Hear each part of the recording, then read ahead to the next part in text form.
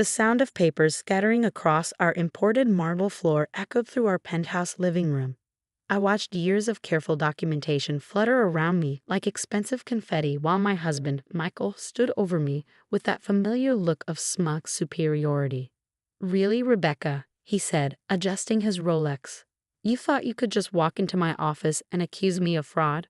With what evidence? These?" He kicked at one of the fallen folders. "No one's going to believe the trophy wife who spends her days planning charity galas. My name is Rebecca Sterling, and at 34, I was about to destroy the man I've been married to for 8 years." Michael saw what he wanted to see, a beautiful former model who'd given up her career to be the perfect corporate wife.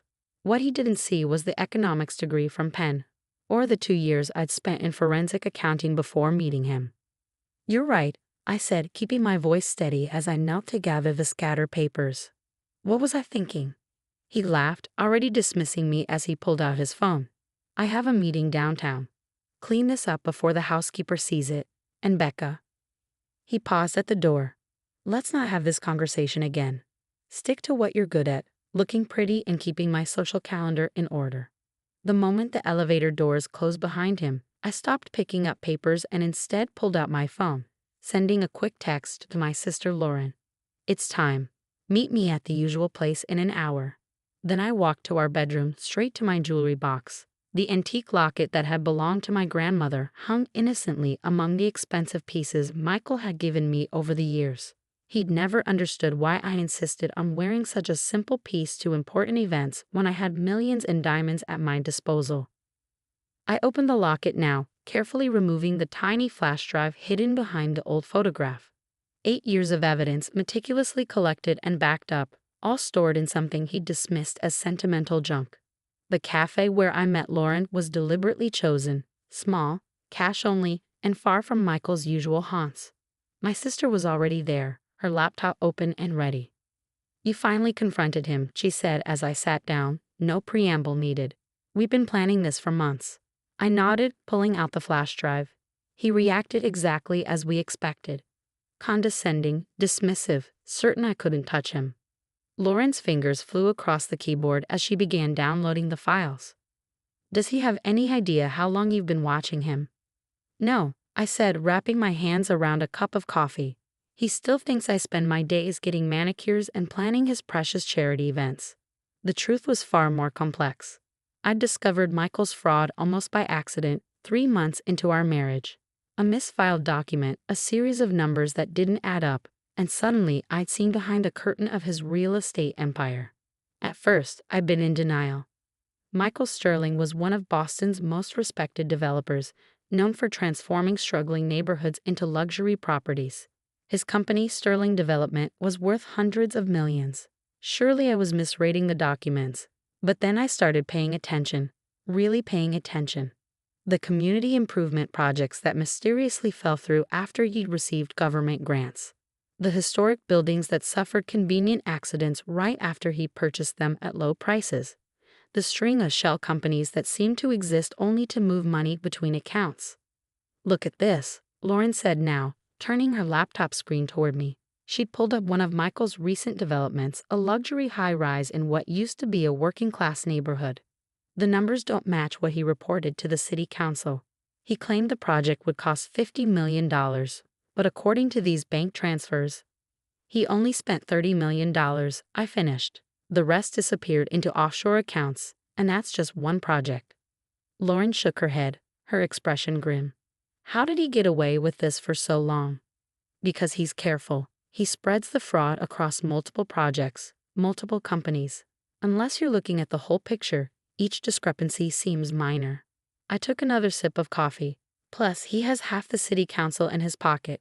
Amazing what regular charitable donations can buy." My phone buzzed. A text from Michael. "Dinner with the Andersons tonight.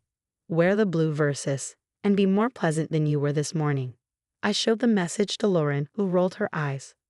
"God, he's such a patronizing ass. How did you stand it for 8 years?" "Because I needed to be sure," I said quietly. Sure of the evidence, sure of his guilt, sure that when I finally moved against him, it would stick. The truth was, it had taken years to understand the full scope of Michael's operation.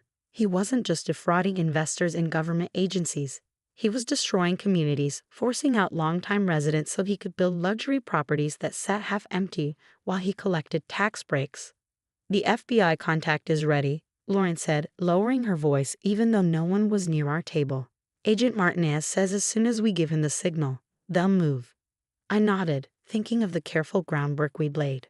The recordings hidden in Michael's home office, capturing conversations with corrupt officials. The paper trail I'd pieced together showing how he laundered money through fake renovation projects.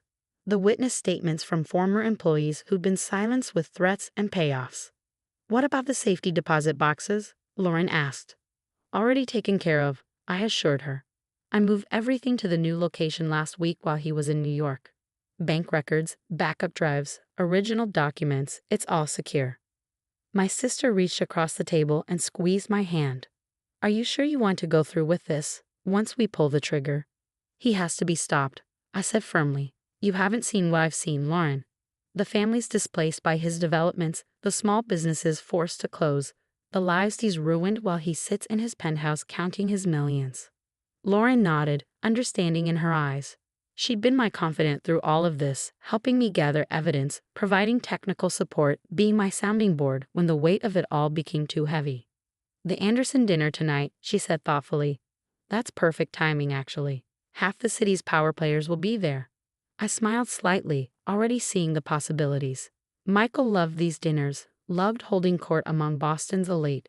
He'd never suspect that his perfectly coiffed wife was about to bring his entire empire crashing down. I better go get ready then, I said, standing up. Wouldn't want to disappoint my husband by being late to his important dinner. Back at the penthouse, I took my time getting ready. The blue Versace dress Michael had specified hung in my closet, a $12,000 piece of fabric that was supposed to show off his wealth and taste. I slipped it on, carefully applied my makeup, and fastened my grandmother's locket around my neck. In the mirror, I looked exactly like what Michael thought I was, the beautiful, compliant wife who knew her place. The perfect accessory to his carefully crafted image.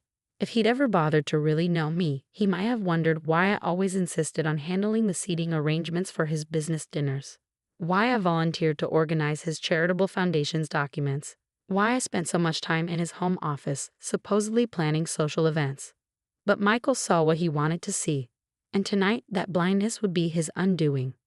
The Andersons' dining room was filled with the quiet murmur of Boston's elite when Michael and I arrived. Robert Anderson's mansion in Beacon Hill was the perfect setting for what was about to unfold. Old money, old power, and enough ego in one room to float a yacht. Rebecca, darling. Sarah Anderson air-kissed my cheeks. That dress is divine. Michael always makes sure you're the most beautiful woman in the room. I smiled, letting the backhanded compliment roll off me. You're too kind. I love what you've done with the place. The new chandelier is exquisite. As we moved through the crowd, I felt Michael's hand on my lower back, steering me toward specific groups. This was our usual dance. He talked business while I played the charming wife, laughing at the right moments, making sure everyone's glasses stayed full. Sterling. Commissioner Davis boomed, extending his hand to Michael. Just got the paperwork for the Riverside project. Everything looks in order. I watched Michael's face carefully as he shook the commissioner's hand. The Riverside project, his latest scheme to turn a historic waterfront neighborhood into luxury condos. The paperwork he'd submitted showed a $100 million investment. The real numbers, safely documented in my files, showed something very different. Excellent, Michael said smoothly. The city won't regret supporting this development. It'll transform the whole area. That's what we're afraid of, a quiet voice said from behind us. Elena Martinez stood there, elegant in a simple black dress. To everyone else, she was just another guest, the wife of a prominent real estate attorney. Only I knew she was actually FBI Special Agent Martinez, and this dinner was no coincidence. Michael's smile tightened slightly. Mrs. Martinez, I wasn't aware you and James would be here tonight. Sarah and I serve on the Historical Preservation Board together, Alana said pleasantly. We're quite concerned about the fate of some of our older buildings. So many unfortunate accidents lately. I felt Michael's hand tighten on my waist. Those accidents had helped him acquire prime properties at fraction of their value, after which the historical protection orders mysteriously disappeared. Progress requires change, he said dismissively. Rebecca, why don't you get me a fresh drink? I nodded obediently and headed toward the bar, but instead of ordering, I slipped into the powder room and pulled out my phone. A text from Lauren was waiting. Teams in position. Just say the word. My hands trembled slightly as I replied, now. When I returned to the dining room, everything appeared normal. Guests were taking their seats, servers were pouring wine, and Michael was holding court at the head of the table, explaining his latest development plans to an admiring audience. I sat down beside him, accepting a glass of wine from a server. Any moment now. Right on cue, phones around the table began buzzing. I watched as people pulled them out, faces changing as they read the breaking news alerts. My God, Robert Anderson said from across the table. Michael, is this true? Michael frowned, reaching for his own phone. I saw the exact moment he read the headline. Sterling gewild under federal investigation for massive fraud. The color drained from his face as he scrolled through the article. The Boston Globe had done their job well, laying out years of fraudulent dealings backed by documents and witness statements. His careful house of cards was about to collapse. This is ridiculous, he sputtered, looking around the table. Obviously some sort of mistake. Is it? Elena Martinez stood up, pulling out her badge. Michael Sterling, I'm Special Agent Martinez with the FBI. We have a warrant for your arrest on multiple counts of wire fraud, money laundering, and conspiracy. The dining room erupted in chaos as more agents entered. I sat quietly, sipping my wine as Michael was read his rights in front of Boston's most influential citizens. You? He turned to me, realization dawning in his eyes. You did this. I met his gaze calmly. No, Michael. You did this. I just made sure everyone would know about it. You stupid bitch, he snarled, lunging toward me, but agents quickly restrained him. You think you can understand my business? You're nothing but a trophy wife. I finished for him, standing up. That's what you wanted, isn't it? Someone beautiful and seemingly simple who wouldn't ask questions about where the money came from or why those historic buildings kept having convenient accidents. I reached for my locket, opening it to reveal the empty space where the flash drive had been. But you never bothered to look past the surface. Never wondered why I was so interested in handling your paperwork, organizing your files. You just assumed I was decorative, like everything else in your life. The room had gone silent, watching the scene unfold. I could see the moment it hit him, every private conversation in his office, every meeting with corrupt officials, every deal he thought was safely hidden. I'd been there, watching, documenting, building the case that would bring him down. Mrs. Sterling, Agent Martinez said formally, we'll need you to come in tomorrow to make a formal statement. I nodded, gathering my clutch. Of course. I have all the documentation you'll need. Bank records, property assessments, evidence of bribes. 8 years worth. 8 years. Michael's voice was barely a whisper. You've been planning this for 8 years? No, I corrected him. I've been gathering evidence for 8 years. I started planning this the day I found out you were destroying people's lives to build your empire. The day I realized that the man I married was nothing but a fraud in an expensive suit. As the agents led him away, I turned to the stunned dinner guests. I apologized for disrupting the evening. Sarah, the salmon was lovely. The next few weeks were a whirlwind of depositions, interviews, and legal proceedings. Michael's empire began to crumble as investors pulled out and projects were halted. The evidence I gathered was damning, not just of him, but of numerous city officials and business partners who had enabled his schemes. Lauren helped me move out of the penthouse, into a modest but comfortable apartment far from the luxury high-rises Michael had built. What will you do now? She asked as we unpacked boxes. I smiled, pulling out my diploma and CPA license, things I'd kept hidden for years. I'm thinking of starting a consulting firm, helping small businesses and community organizations protect themselves from developers like Michael. Maybe do some forensic accounting on the side. The trophy wife turning corporate watchdog, Lauren laughed. I love it. The media had a field day with the story, of course.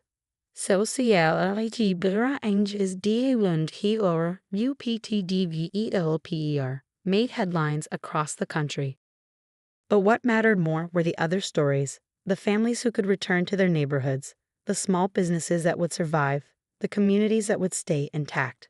6 months later, I sat in a courtroom watching Michael plead guilty to multiple federal charges.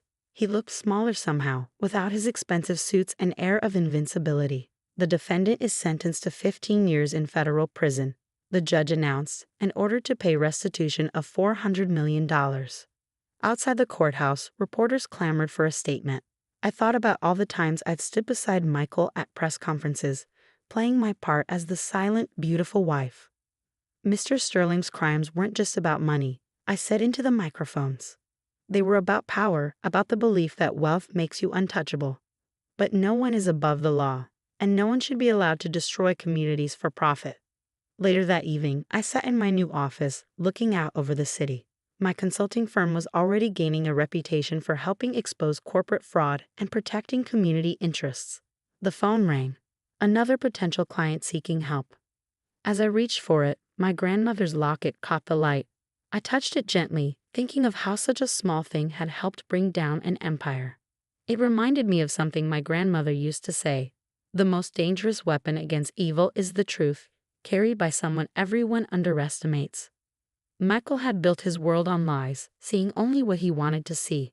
He'd wanted a trophy wife, so that's why I let him see, never realizing that sometimes the most effective weapon is the one hiding in plain sight.